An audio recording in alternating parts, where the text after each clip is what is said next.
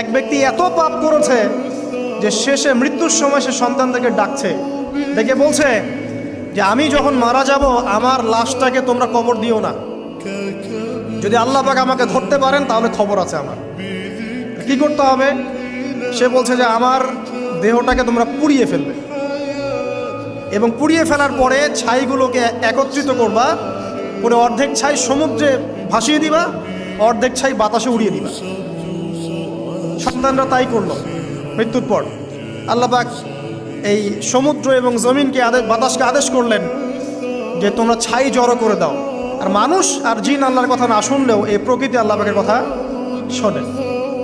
তো প্রকৃতিকে আল্লাহ পাক আদেশ করলেন এই সমুদ্র ছাই জড়ো করো, এই বাতাস ছাই জড়ো করো। তারা ছাই জড়ো করে দিল।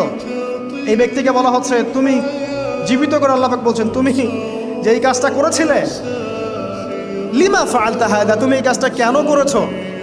তখন এই ব্যক্তি উত্তর দিচ্ছে মিন খাশিয়াতিকা ইয়া রাব্বি ওয়া আনতা আ'লাম। হে আল্লাহ, আমি আমার বুঝে যা এসেছে আপনার ভয়েই আমি এই কাজটা করেছি, আর আপনি খুব ভালো করেই জানেন যে আমি আপনার ভয়ে করেছি নাকি অন্য কোনো কারণে করেছি, মানে আপনি আমার মনের কথা জানেন। আল্লাহ পাক তাকে মাফ করে দেবেন।